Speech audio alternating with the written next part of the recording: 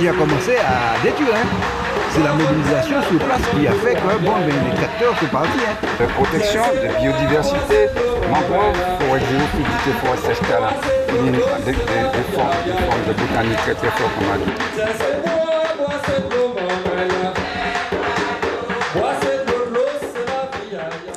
Bel bonjour tout le monde, donc c'est Fanny Wa pour Ansimène et puis la Sopamar sur Zouk TV.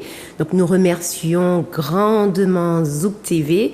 Donc aujourd'hui 16 juillet, c'est l'avant-dernière émission avant les vacances aussi de la Sopamar parce que pendant le mois d'août nous sommes en vacances, mais ça ne veut pas dire que nous sommes en pause action. Donc nous sommes toujours au combat. Je suis aujourd'hui avec Yasmina. Bonjour Yasmina. Bonjour Fanny Wa. Bonjour. Donc en fait, c'est avec un grand plaisir que je reçois Yasmina sur le plateau. On devient un binôme. Eh oui, tout à fait, oui. C'est super. Un binôme gagnant surtout, il faut. Mais oui. Donc aujourd'hui, nous allons voir 3 sujets. Le premier sujet, mais ce sera très rapide, c'est pour que vous puissiez voir que la mairie du Morne-Vert crée les ponts avant que la rivière arrive. Voilà, bon, on verra. Vite fait une vidéo, c'est pour montrer qu'en fait il y a bien et belle une rivière là où la mairie a construit son pont. Donc ça veut dire que la mairie savait très bien qu'il y avait déjà des sources qui circulait à ces lieux-là. Ensuite, nous allons voir avec Yasmina le problème des sargasses, mais ce qui n'est pas un problème en fait, c'est pas réellement un problème, puisqu'on peut en trouver beaucoup de bénéfices. Voilà, tout à fait. Donc, on peut transformer ce problème-là en quelque chose de gagnant. Tout à fait. Donc, il faut s'y prendre bien à l'avance. Voilà. Tout à fait. Et puis, aujourd'hui, bon, effectivement, donc, nous avons Edwin qui se trouve à la cour d'appel de Fort-de-France. Donc Edwin, c'est un militant anti-chlordécone. Donc vous savez que ça fait déjà depuis le 19 octobre 2019, donc depuis que les militants anti-chlordécone ont commencé les boycotts, depuis ce jour, bon, eh bien, il y a la répression qui s'abat sur les boycotteurs. Et les vrais criminels, en fait, on sait qui a empoisonné nos terres, et ceux-là même qui ont empoisonné leurs terres, le crime a été reconnu par la France, Macron le dit bien aussi, mais les criminels, en fait, ne sont pas inquiets de quelle que soit la procédure. Pas d'audition, pas de mise en garde à vue, ou pas de répression, ou quasiment les personnes qui ont empoisonné les terres ne sont pas condamnées non plus, jusqu'à l'heure d'aujourd'hui. Donc, et puis, donc voilà, et on verra bien sûr, donc il y a Edwin à la cour d'appel de Fort-de-France, mais il y a aussi, ça fait aujourd'hui 1 année que Kezia a été lynché par des gendarmes, par un chef policier qu'on appelle le capitaine Thomas. Donc on verra à la fin de l'émission la vidéo qui avait circulé le lendemain du lynchage de Kezia, c'est-à-dire le 16 juillet, et qui a quelque peu perturbé quand même le monde entier parce que il y a une telle violence de la part de ces gendarmes. D'ailleurs, je conseillerais aux personnes sensibles de ne pas regarder en fait cette vidéo. Voilà. Donc on mettra peut-être le moins de 18 ans dessus, mais c'est assez violent. Donc on va finir l'émission sur ça. Donc on va recommencer déjà. Donc je vais demander à la régie s'ils peuvent mettre juste la première vidéo et puis on se revoit juste après.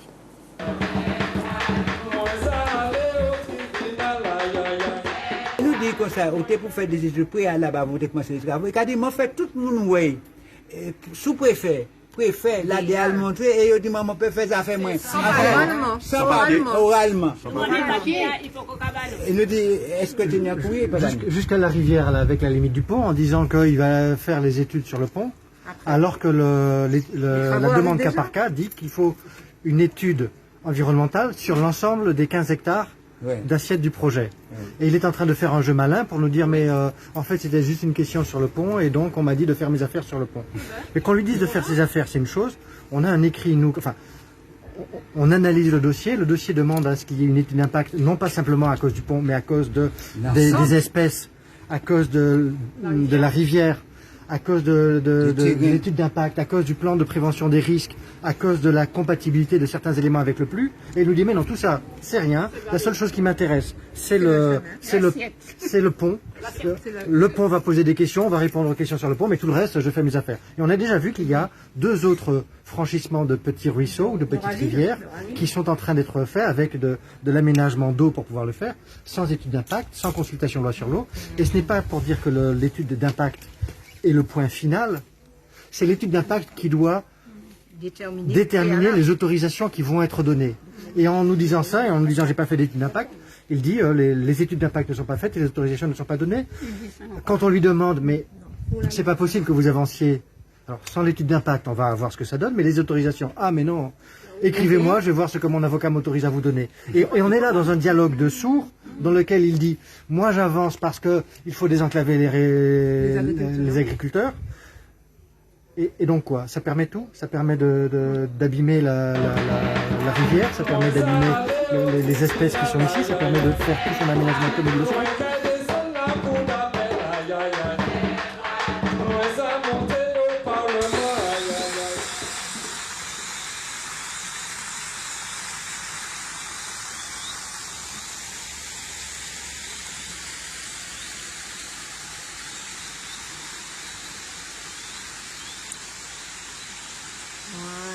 Alors, l'eau est descendue.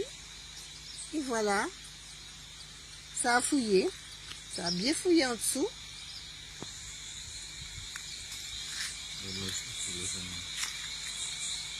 On regarde en dessous. Je me rapproche. Ça a fouillé en dessous. Voilà. Lorsqu'on détourne un petit peu les choses, on détourne l'eau. Voilà. Et la rivière coule.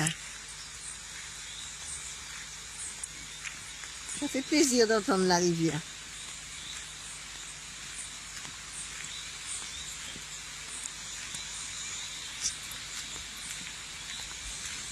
Et puis le cochon est là.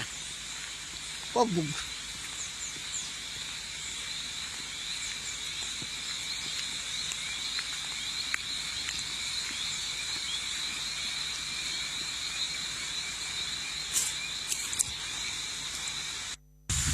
Voilà, voilà. Elle a recommencé à couler. Voilà.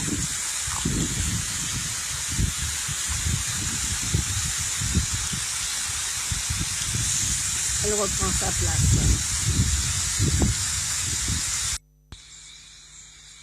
Voilà. C'est descendu. Vous voyez l'affaissement, vous voyez la tranchée. La terre est descendue. Donc, il y a des maisons au-dessus, il faudra veiller.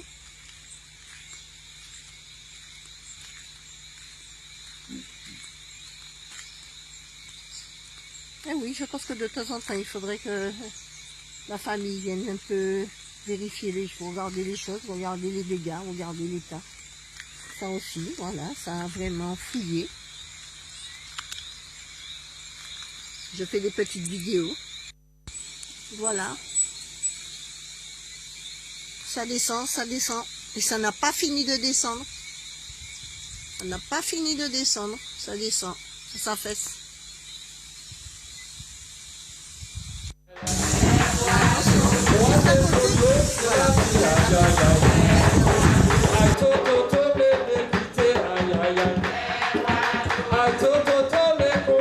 Donc les images parlent, hein, elles parlent d'elles-mêmes. D'ailleurs, ça se passe même de commentaires. Donc nous voyons effectivement très bien que la source, elle était bouchée par la mairie. On voit le béton creusé par l'eau. Donc et puis donc en fait, lorsque nous avons vu Pascal Tourbillon et Pierre Gallet devant la mairie du Mont-Nevers, c'était au mois d'avril 2021. Donc c'était au moment de la sécheresse. Et puis, le 3 juillet, vous voyez les images lorsque les pluies commence à tomber, et ben vous voyez très bien que que l'eau est là, comme on dit. Donc, tu avais dit que tu n'avais pas vu, tu es allé voir sur le terrain. Oui, voilà. Donc effectivement, je suis allée avec présidente sur le terrain en juin dernier. Donc effectivement, déjà, c'était aberrant parce que le motif de vouloir désenclaver 700 personnes n'était pas visible, puisque aux alentours, c'était un terrain agricole où il y avait des arbres fruitiers et pas de personnes vraiment à proximité de là où est la route. Et puis, je n'avais pas vu effectivement que l'eau avait déjà creusé la route, donc la route n'est même pas vouée à être durable dans le temps. Donc, à quoi ça sert de mettre une route sur un terrain agricole déjà sans autorisation des propriétaires, et puis pour que ça ne soit même pas durable. Donc, puisqu'on voit maintenant l'éboulement, on voit que le glissement du terrain. Donc, tout à fait. Donc, ça va créer aussi des risques, effectivement, s'il y a glissement de terrain, etc. Donc voilà, donc la Sopamar, à chaque fois, on ne veut pas entendre, on est sourd, on est entêté à aller à atteindre un objectif, mais lequel, bon. Alors nous allons passer tout de suite au problème des sargasses. Donc c'est Yasmina qui est avec nous, qui a fait un gros travail sur les sargasses. J'ai vu que tu as un petit... oui. Effectivement, j'ai quelques images que je vais présenter à la population qui regarde cette émission. Et avant tout, j'aimerais quand même le dire que c'est un travail que j'avais fait lors de mon service civique au Carmel des Sciences. Donc, je me suis rebasée là-dessus pour pouvoir le présenter aujourd'hui. Ok. Mais ta formation, c'est quoi en fait, ta formation première? Oui, alors ma formation, donc pour revenir dessus, donc je suis ingénieure en environnement, mais j'ai préféré ne pas me spécialiser et vraiment englober tous les domaines de l'environnement, c'est-à-dire agriculture, milieu marin, milieu forestier, les sols, l'eau, les déchets. Donc, je dirais que je suis pluridisciplinaire en matière d'environnement. Ce sont des nouveaux métiers? Oui, enfin, disons que ce sont des métiers émergents parce qu'avant, on en parlait, mais on en parlait beaucoup moins.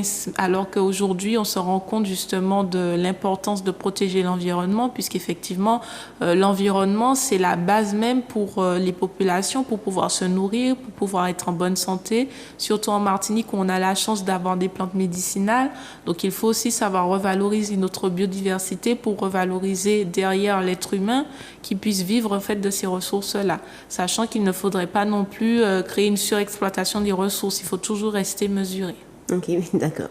Donc on va regarder d'abord une vidéo que Rosalie Gachette a fait au Robert. Donc vous allez voir, de toute façon, vous pouvez passer au Robert, vous pouvez passer au Marigot, vous pouvez passer au Vauclin. Mais Capest, non, c'est clean. Mais passer sur la côte atlantique, vous n'irez pas très loin non plus par rapport à l'odeur. Mais le problème, c'est qu'on s'habitue à l'odeur aussi. Oui, on finit par s'habituer, mais une habitude qui est plutôt mauvaise parce que ça a des incidences en fait sur le corps. Toute cette odeur et surtout les gaz qui émanent de la décomposition des algues sargasses. Donc on va voir la vidéo et on se retrouve juste après sur le plateau de Zouk TV.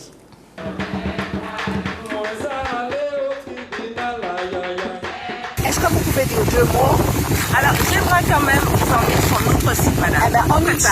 Parce que là, je pourrais vous dire tout ce qu'on fait. D'accord. Alors, on y va. Donc, nous allons prendre du moment, maman est là, épisode. Alors, nous allons traverser. La facture. Voilà. On fait par là? Alors, il y a une facture. Oui, alors, on nous garde la facture. Oh non. Ah non. Alors, côté, oui.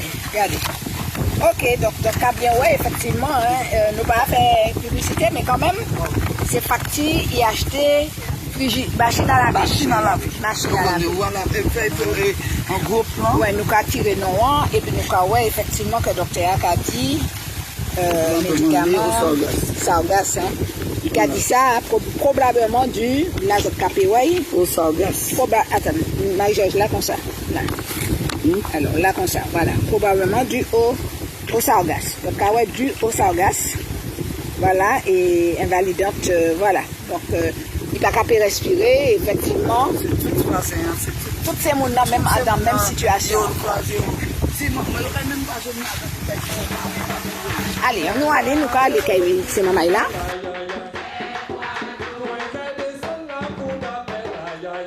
habiter ici a très difficulté pour dormir, hein. Parce que l'odeur, bon, les moments là, pas qu'à sentir, mais il y a bien l'eau. Et il faut qu'il fasse un bagage la population ici à la Pontalérie parce que c'est vraiment difficile pour le carpet de télé, frigidaire, et puis on va regarder ça qu'à faire le matériel, tout ce qui est cuivre, etc. Alors on va imaginer ça qu'à faire les stomacs en titan monde. Ça c'est un bagage extraordinaire. Alors il faut que ces gens-là fassent un bagage, il faut que l'État, il faut que les collectivités fassent un bagage rapidement parce que ça va venir. En plus nous avons dit que déconne, nous disons ça orgasme, c'est vraiment trop. Est-ce que ça c'est en gros pollution qu'il a? Exactement, mais c'est clair. Sauf que sans ça, la Martinique a fait partie du 3e ville qui est condamnée pour pollution. Ah bon, en plus. Oui. En plus. Donc nous a condamné parce que nous avons pollué. Donc si on lit ça encore, et est-ce que vous savez que la pollution a tué 50 000 personnes en France? Ah ben ouais, on peut apprendre des nouvelles là qui est vraiment extraordinaire. Et bon, forcément on a fait un bagage là, non? D'accord. On sait qu'on l'a fait des bails différents côtés là, mais forcément il a levé pour que un bagage fait. C'est pour ça que le bagage a fait, il faut que mais maman si il nous levé. trop douce comme ça, nous caillons mort et puis il y a pas Ah non, il faut que nous pas rester douce. Là, à présent, nous avons resté douce assez longtemps. Là, il faut que nous passions à notre vitesse. Mais je crois que même ministre n'a pas faire rien. Mais non, mais pas du tout. Pas du tout. Il faut bouger. D'accord.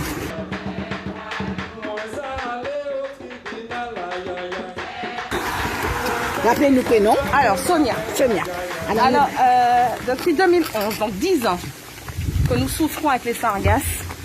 Et là, c'est de pire en pire. Et on annonce un banc qui arrive. Mais ce qui nous intrigue, c'est qu'un barrage est mis en place, rien ne passe. Le barrage est mis en place. Ça fait un moment qu'il est écrasé. On nous dit qu'on le répare. Et finalement, on voit les sargasses arriver. On appelle pour enlever les sargasses. On nous a dit, depuis lundi, j'appelle. On nous a dit, il n'y a personne pour conduire le tracteur. Vous vous rendez compte? Donc, il n'y a personne pour conduire le tracteur. Personne ne se mobilise. L'armée, personne, on s'en fout parce que du coup, on ne meurt pas. Il faudrait qu'il y ait des morts pour qu'on réagisse. Moi, je sais pas. Mais je vous emmène près de chez nous. Il y a un pont qui est obstrué depuis plus de 10 ans. 10 ans. Le maire nous dit que c'est pas lui, c'est la CTM. J'ai appelé Cap-Nord. J'ai appelé la CTM. Le pont est bouché. On vit avec les sargasses là-dedans tout le temps. Mais c'est une tristesse, mais tout le monde s'en fout. Voilà. Les sargasses.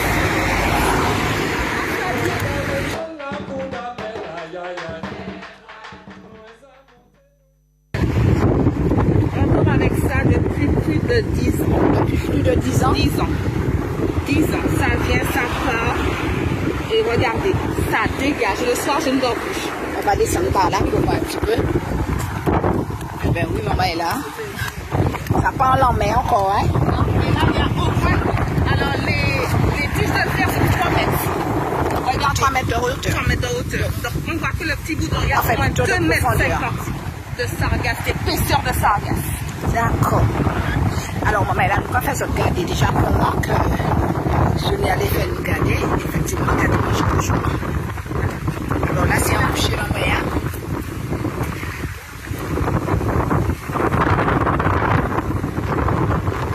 Et là, une maison juste à côté. Sonia qui a habité juste à côté. Donc, oui, c'est oui, non. Le poisson ne peut pas passer là. Alors, regardez.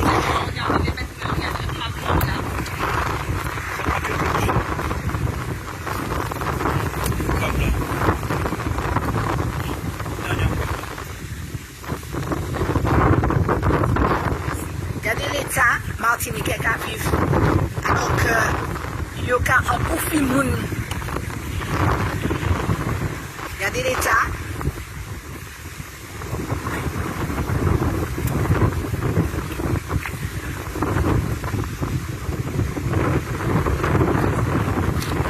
Alors là, tu as dit nous comme ça que filet à 2 mètres 50. 3 mètres. Et du coup, là, on voit même pas 50 cm. Donc là, il y a au moins 2 mètres 50 de profondeur de sargasses. Regardez le barrage. On voit un barrage, mais il est troué. Donc, on n'a jamais eu de répit. Tout arrive ici. Il y a une partie qui arrive au bord de mer. Au bord de mer, on peut enlever, mais ici, on peut aussi enlever. De temps en temps, on a quelqu'un, un pied Ok, membre, regardez, ça veut dire qu'on est personne n'est venu enlever. Voilà, il n'y a pas d'outil, il n'y a rien. Je ne comprends pas. Je ne comprends pas. Ça, c'est la carte foncée. Ah non, évidemment. Alors, on peut garder ça. C'est vraiment marché. Est-ce qu'on peut vivre dans ça? Regardez. Donc, c'est une pourriture. Personne, c'est des déchets et on vit là-dedans, on paie des impôts. On est taxé, on perd tout. Clim, télé, imprimante, ordinateur, tablette, tout. On doit racheter tout. On paie des impôts et voilà la situation. Un barrage. Pourquoi on n'a pas un barrage correct pour empêcher les sargasses de venir ici? Tout le littoral est touché? Ouais, ok, il y a des sargasses. On a baissé les bras. Voilà. Moi j'appelle moral à zéro, déprime, je ne dors pas, insomnie, douleur. Non. Je quémande, monsieur s'il vous plaît, envoyez quelqu'un juste pour enlever les sargasses pour nous. Ouais, il n'y a personne pour conduire l'appel. Oui, on fait de notre mieux, que des pierres à tenir. Non. Alors, on va vous montrer vraiment ça. C'est une situation qui n'est pas tenable en 2021 en Martinique. Alors, regardez la situation. Voilà les maisons, hein. Vous voyez bien qu'il y a des maisons à côté. Il y a des maisons tout à côté. Et l'eau ne circule plus. Et à la place de cette eau-là, vous avez toute cette table. Vous voyez du fumier en fait. Hein, vous voyez Là, on reste un petit peu sur le soir. On dit qu'il y a quelque chose qui se passe le soir. Le soir, on ne bouge. Le gaz, il est là. Il ne bouge pas, il stagne là. Et on est tous. Là, il faut que je trouve un endroit pour aller dormir. Je ne vais pas pouvoir rester dormir là. C'est plus possible.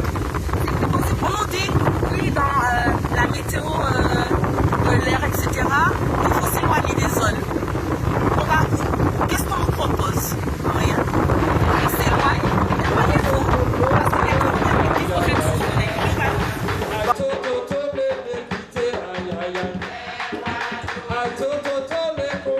Donc, ce que vit Sonia avec les riverains, c'est exactement la même chose sur toute la côte atlantique. Donc, on voit vraiment qu'il y a vraiment une grosse catastrophe.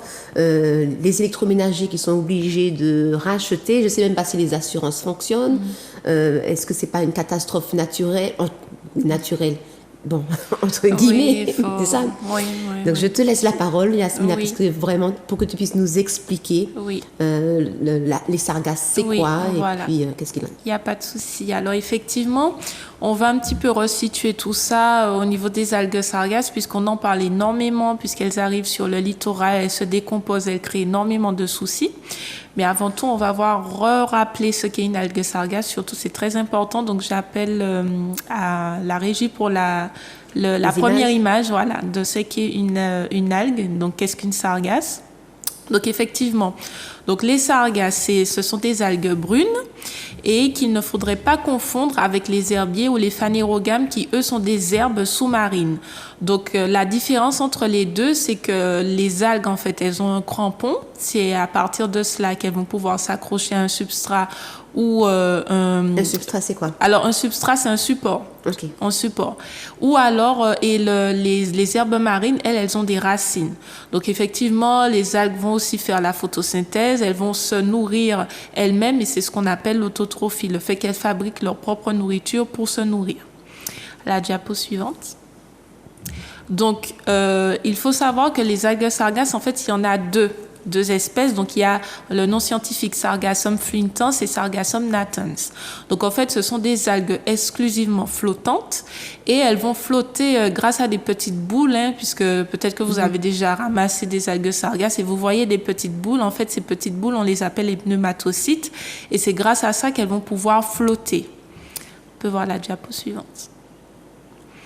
Donc, c'est très important quand même de le rappeler, c'est que la sargasse, en fait, les algues sargasses, elles vont former de grands bancs, des radeaux, en fait, et en milieu marin, c'est un milieu de vie. Donc, il faut aussi le rappeler, puisqu'effectivement, on va parler de comment on peut la revaloriser pour vraiment diminuer les impacts sur les côtes littorales martiniquaises, mais c'est très important quand même de rappeler qu'en mer, la sargasse est un milieu de vie qui va accueillir les tortues marines, les petits poissons.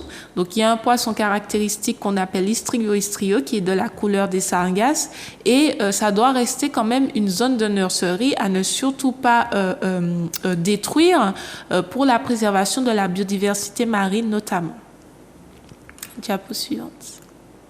Donc, l'origine et le développement des sargasses. Donc, c'est très important de le rappeler, puisqu'on se demande pourquoi il y en a autant, qu'est-ce qui se passe, pourquoi ça vient sur les côtes.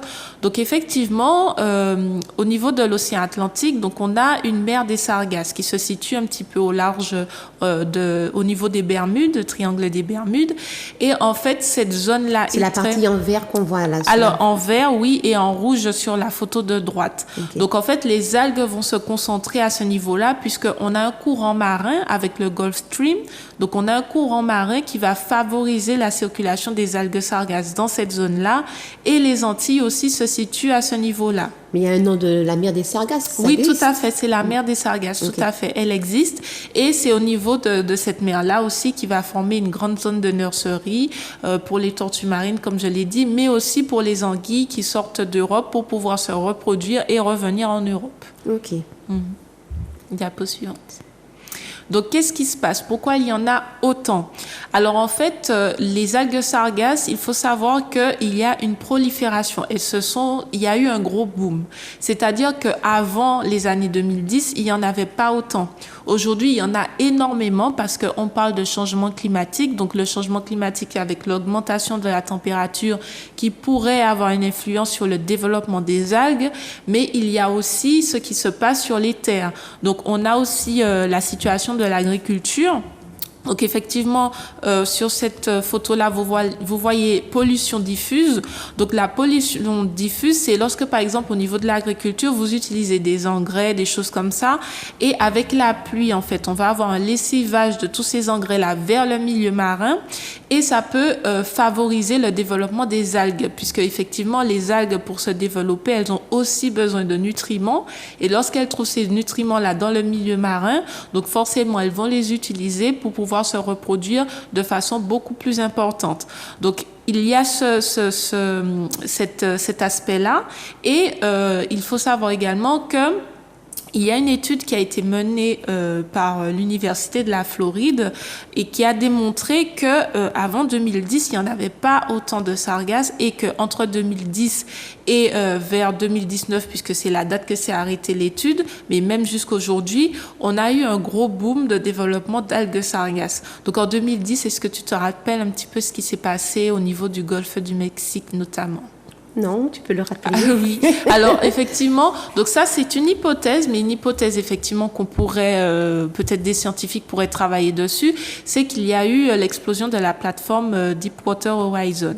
Donc, en fait, c'est du fuel, c'est des hydrocarbures, mais dans ces hydrocarbures-là, il y a peut-être eu une incidence entre le rejet d'hydrocarbures. Ça se déroule où, dans quel pays? Dans le golfe du Mexique, donc juste à côté du Mexique, où il y a énormément de plateformes pétrolières.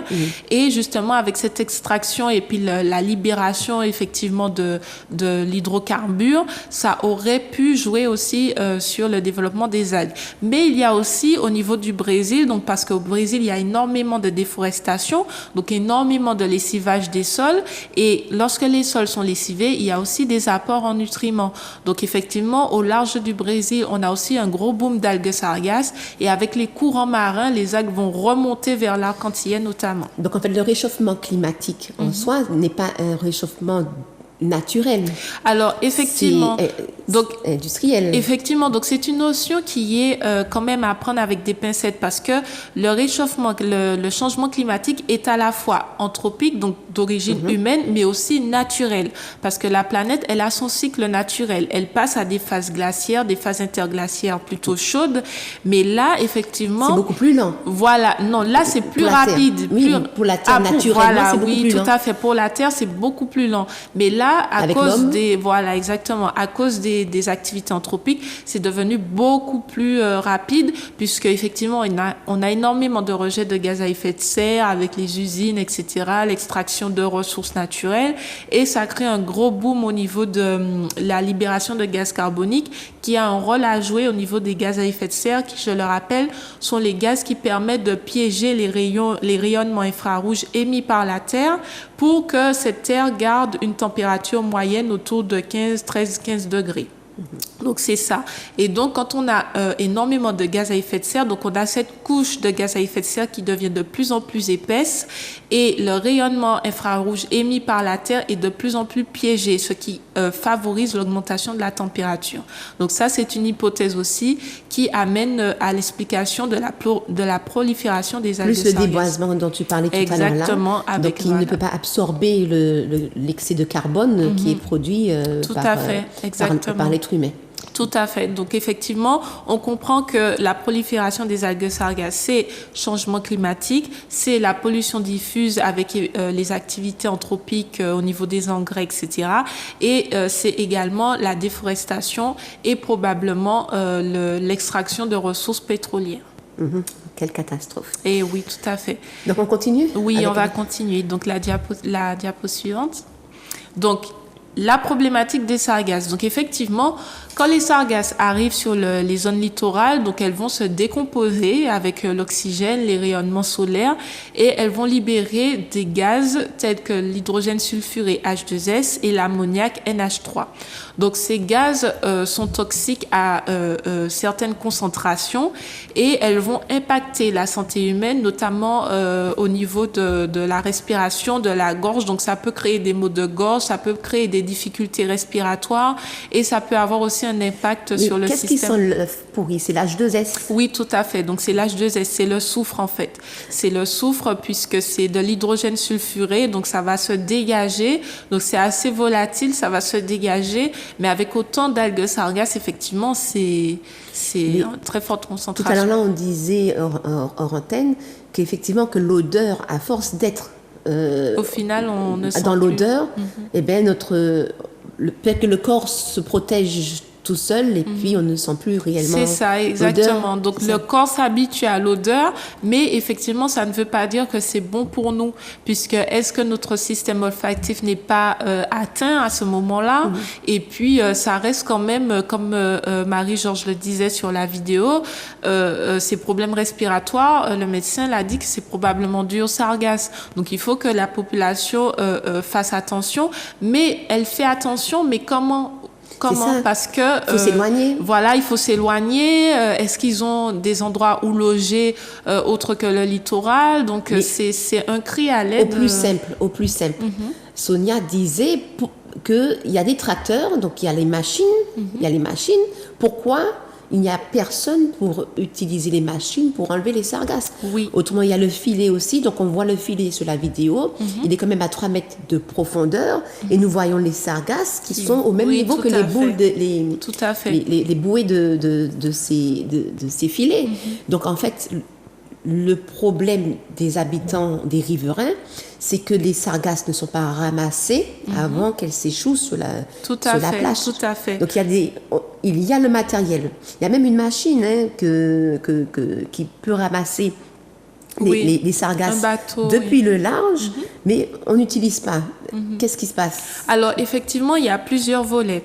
Donc, tu parlais du fait que, notamment le filet, les barrages, etc. Donc, moi, j'aurais préconisé effectivement un barrage au large et pas aussi près des maisons, puisque effectivement, entre-temps, ça peut se casser, etc. Et au niveau des tracteurs, en fait, il faut savoir si la mairie ou même le PCI en charge a le budget pour permettre aux personnes de ramasser les algues sargasses d'une part. Donc, s'il n'y a pas de budget, malheureusement, les EPCI et les mairies ne peuvent pas faire grand-chose d'une part.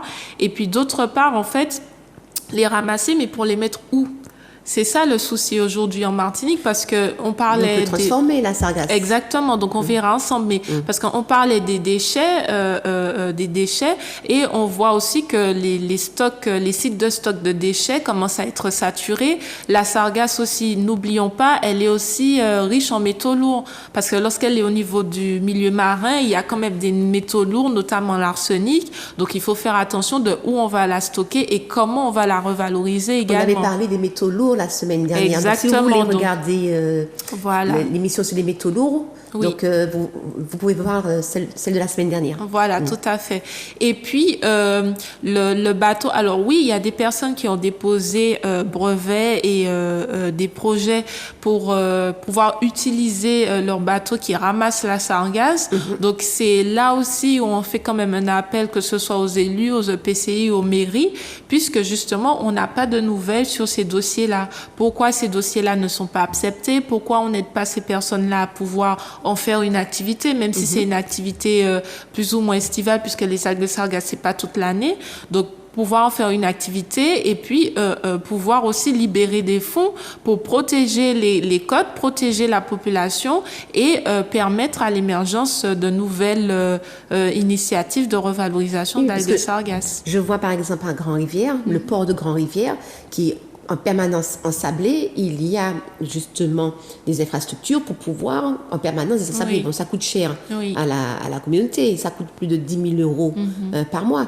Mais bon, ça crée une activité et les pêcheurs peuvent aller exercer leur profession plus facilement. Tout à fait, oui, tout à fait. Donc, ce sont des pistes à voir à travers l'émission, s'il y a des élus qui nous écoutent, etc. Ce sont des pistes à voir avec les personnes qui sont volontaires, puisqu'il y en a plein, mais qui sont malheureusement pas écoutés. Mais aujourd'hui, c'est une catastrophe, parce que Sonia disait que ça fait 10 ans. C'est quand même grave qu'en 10 ans, on n'ait toujours pas réglé cette problématique d'algues sargasses. Ouais, nous sommes en 2021. Exactement. On continue? Oui, on continue. Alors, juste quelques mots sur la diapo suivante. C'est juste pour dire que les algues sargasses peuvent aussi affecter les tortues. Les espèces, puisqu'au niveau du littoral, comme on a vu sur la vidéo, elles vont se condenser, se décomposer, et elles vont aussi affecter la biodiversité qui vit sur la zone littorale, donc il ne faut surtout pas l'oublier. Et puis sur cette dernière diapo, on parlait de la revalorisation, donc il y a plusieurs solutions. Donc en Martinique, je l'ai mentionné, mais il faudrait quand même ne pas le faire soi-même, puisque on a une entreprise qui s'appelle Holdex qui revalorise l'algue de sargasse en engrais, mais il faut rester extrêmement vigilant par rapport au côté salé de l'algue, puisque les sols agricoles et le salé, ça ne fait pas bon ménage, et puis le fait qu'elle soit riche en métaux lourds. Donc ça encore, il faut quand même mener des études et puis faire en sorte qu'on soit protégé là-dessus. Et il y a à travers le monde, notamment au niveau du Mexique, où ils font des bioconstructions avec les algues sargasses. Il y a des bio-emballages. Donc il y a eu un projet qui date, je crois, de 3 à 4 ans, qui s'appelait Sargass Project, qui a été fait avec 2 étudiants martiniquais en licence, il me semble, biochimie, et ils ont réussi à transformer l'algue sargasse en carton. Donc ça peut être une revalorisation de l'algue sargasse à l'ère où on parle d'économie circulaire, où il faut revaloriser le déchet pour qu'il devienne une nouvelle ressource.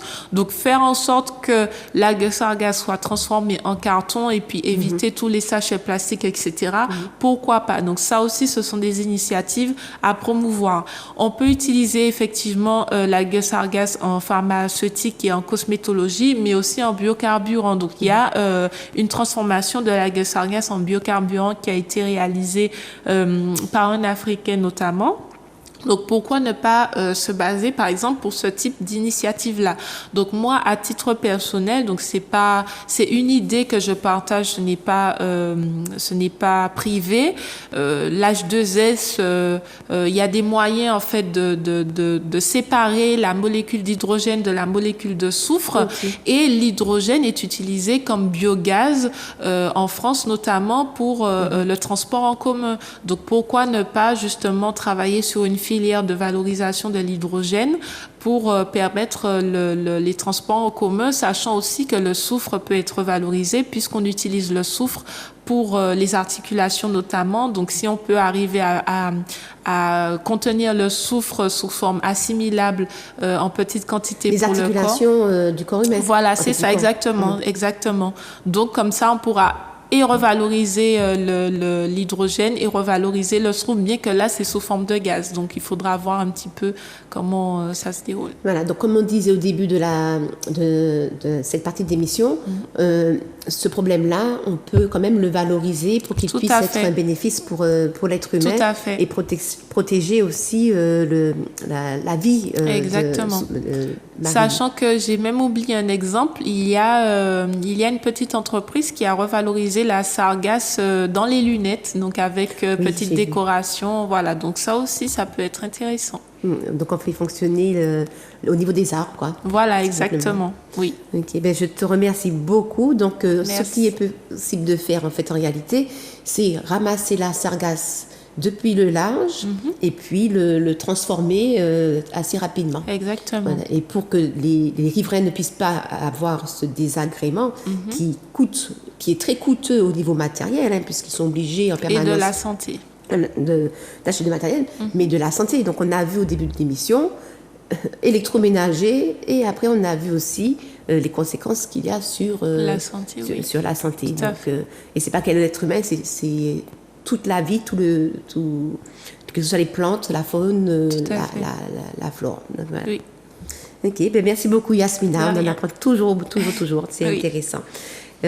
Donc la Soupamar, en début de semaine, elle a convoqué, en fait elle a fait appel à une grosse mobilisation à Place d'Armes au Lamentin, à côté de son siège, pour lutter contre ces lois liberticides suite à l'intervention du président de la France qui restreint justement les libertés, qui ne veut pas laisser le choix, qui fait du chantage à la vaccination tout en restreignant, d'ailleurs il le dit dans sa vidéo, qu'il y a une privation des libertés. Donc nous avons fait un grand appel et ce mardi soir, alors qu'il y avait le couvre-feu, donc c'est de la désobéissance, donc nous nous sommes rendus, il y avait plus de 3000 êtres humains devant la préfecture. Il y a eu une situation qui était quand même embêtante parce que parmi les manifestants, il y avait des jeunes, en fait des personnes qui étaient cagoulées. Pourquoi je dis des jeunes d'ailleurs? Des personnes qui étaient cagoulées, on ne voyait à peine que leurs yeux apparaître. Donc il y en a qui avaient une corpulence quand même physique, musclée. Et donc dans un premier temps, ils avaient envoyé des bouteilles sur les policiers. Donc les manifestants ont dit bon, faire arrêter. Donc ces personnes-là cagoulées ont arrêté et peut-être 2 heures après, ces mêmes personnes-là se sont mis à caillasser les policiers avec leurs bouteilles. Et donc là, les policiers ont répondu par lacrymogène et ça a dispersé toute la manifestation. Donc nous ne sommes pas là, les manifestants, pour pouvoir provoquer de la violence, bien au contraire, puisqu'on disait aux policiers que c'est important d'écouter ce qui se disait au micro, parce que ça les concerne aussi. Donc on n'a pas la volonté, loin de là, de vouloir agresser des policiers. On n'a pas la haine des policiers, puisque ce sont nos frères, nos cousins, ce sont nos pères, ce sont nos enfants, les policiers, c'est la famille. Donc pourquoi on porterait des violences, surtout que c'est eux aussi sont concernés par cette privation de liberté. Bon, ce sont les seuls pour le moment qui ne vont pas avoir l'injection expérimentale. Exactement, oui. Donc normalement, qui sont en contact au public en permanence, puisqu'ils étaient là avec nous sur le terrain. Donc eux, ils n'auront pas d'injection expérimentale, mais on demande aux infirmiers et aux pompiers martiniquais d'avoir cette injection. Donc c'est vraiment une privation de liberté. Donc on a créé un liénage. Ça s'appelle... Alors, Martinique Libre. Donc, il y a une page Facebook. Il y a aussi un groupe WhatsApp qui s'est créé notamment. Donc, si les personnes veulent prendre contact avec nous, n'hésitez pas au niveau des réseaux et puis pouvoir se concerter pour voir ensemble comment on pourrait mener cette action d'écoute du préfet notamment, du président également, pour le respect de nos droits, le respect de nos choix. Puisqu'on le rappelle, effectivement, l'obligation vaccinale n'est pas légale. Ça ne correspond pas à tous les codes, articles, etc., déontologiques, avec le droit de la personne de refuser de se faire. On a le choix. Exactement, tout à fait. Et d'autant plus que la mise en place du pass vaccinal entre Martinique et Guadeloupe, c'est quand même particulier puisque ce n'est pas le cas entre France-Martinique, par exemple. Donc, il faut se poser des questions également. Donc, il y a beaucoup à dire, hein, mais on va pas exactement. Il y a une vidéo à faire passer. Oui. Donc, vous pouvez laisser un message sur l'adresse email, le liénage 1207-2020. Donc, liénage, c'est L-Y-A-2-N-A-J. 12, c'est comme le 12 juillet, donc 12-07-2021, @orange.fr. Donc, si vous avez des propositions, des idées, donc c'est le bienvenu pour ce liénage. Alors, tout de suite, parce qu'il nous reste très peu de minutes, donc on va faire passer une vidéo qui dure 10 minutes. C'est sur, justement, le lynchage qui a été fait sur Kezia. Donc le 16 juillet 2020, donc ça fait une année déjà. Et donc d'ailleurs en ce moment où nous parlons, il y a le rendez-vous qui est pris à 17h pour jouer du tambour devant la police de Fort-de-France. Donc venez nous rejoindre, nous on va y aller, donc venez nous y rejoindre. Donc je vous laisse la vidéo, puis je pense qu'on n'aura pas le temps j'aurai pas le temps de reprendre l'antenne puisque la vidéo dure 10 minutes. Donc je vous dis à très bientôt, à la semaine prochaine. La semaine prochaine, donc le rendez-vous c'est avec Garcin Malsa. On parlera de monoculture. À très bientôt. Au revoir.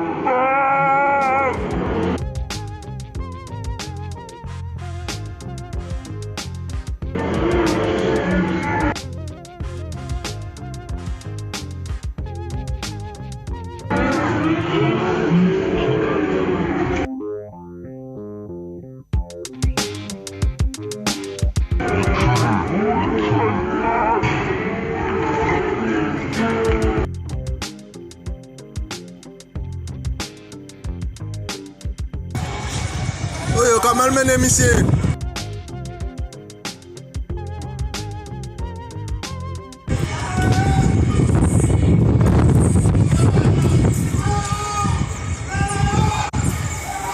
Regardez les coups.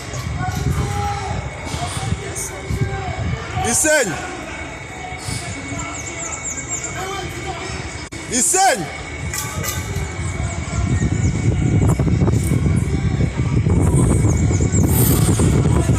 Il saigne. Oh! Ça a été filmé!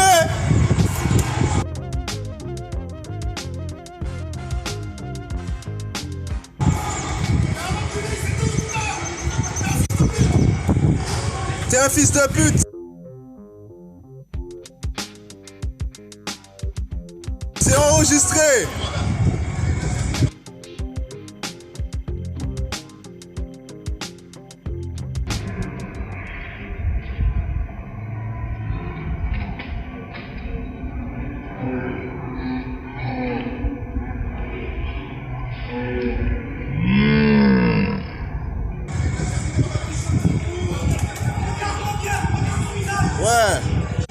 Continue à le taper. Vas-y, continue à le taper. Vas-y, ouais.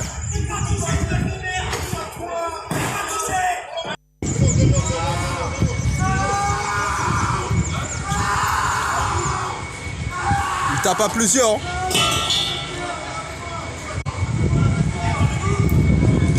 Il tape à plusieurs. Regardez le sang à terre.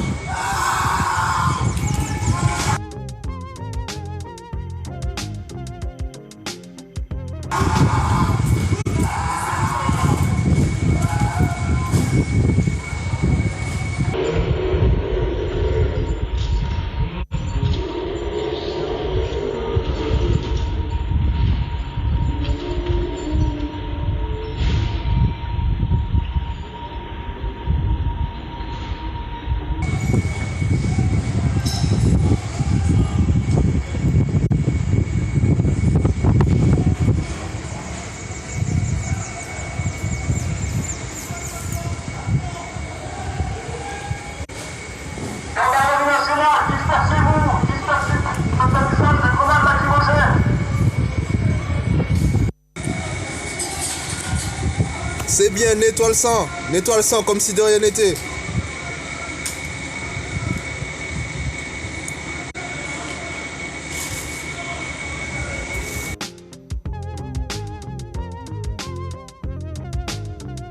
C'est son fils, c'est une technique qui est grave. La femme peut être en train de mourir là. Il y a du sang à terre. Je veux voir mon fils. Il y a du sang à terre. Je veux avoir des nouvelles. Il y a du sang à terre. Je demande. Non, il y a du sang à terre. S'il est bien, s'il vous plaît. Je crains bien. Demandez s'il est bien. Ça va faire une émeute. Demandez s'il est bien. Je vous le dis, je viens de sortir, je vous le dis. On ne peut pas vous faire confiance. Je vous le dis, il va bien. Vous avez ma parole. Vous avez ma parole. Non, mais Madame, ils sont pas entiers avec nous. Madame, vous avez ma parole. J'étais avec lui. Je ne peux pas faire confiance à la police. Monsieur, mais vous êtes là depuis tout à l'heure, vous nous dites qu'il va bien. Oui, il y a 2 minutes, j'étais avec lui. Tout à l'heure, lui, il m'a dit, il est où? Il est où? Il est où? Il est où, mon fils? Non, attends, il est où, monsieur? Mais pourquoi vous ne répondez pas? Regardez, il est où? Mais pourquoi vous répondez pas? Je viens de lui dire qu'il va bien. Il est où? Il est où? Est-ce qu'il est à l'hôpital ou est-ce qu'il est ici? Il est à l'intérieur, il n'est pas qu'il vient. On vous dit qu'il va bien, puis c'est bon, quoi. Et pourquoi vous m'avez dit qu'il est parti à l'hôpital? Il y a 2 minutes, je vous ai demandé, vous m'avez dit, je vous jure qu'il est parti à l'hôpital. Il va bien, ça veut dire quoi, monsieur? Vous n'êtes pas papa, vous n'avez pas d'enfant, quoi.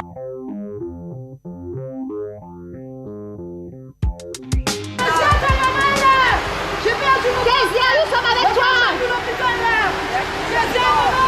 On est là. Avec qui dans la voiture? Ce putain, ils l'ont bien moche.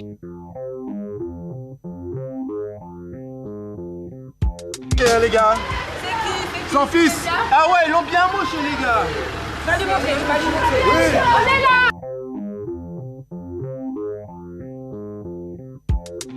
Avec toi, vous on est là, ta maman est là. J'ai vu mon fils. J'ai vu mon fils. J'ai vu Ishmael. J'ai vu maman là. Ishmael, maman là. Maman là. Maman là, Ishmael. Ishmael, maman là.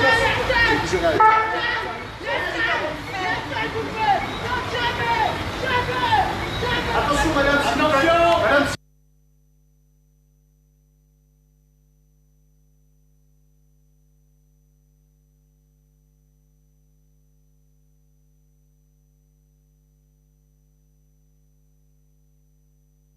Ah oui, je voulais retourner vite fait parce que je remercie Yasmina. C'est vraiment un trésor pour la Sopamar. Je te remercie beaucoup, normal. Yasmina. Oui. Okay. Yasmina Elisabeth. Oui, tout à fait. Le Oui, nom de c'est famille. ça. Oui. Okay. Merci beaucoup, Yasmina. Merci, à bientôt. Okay. Et puis bonne semaine avec Zouk TV. Et puis à vendredi prochain, en semaine, et puis la Sopamar.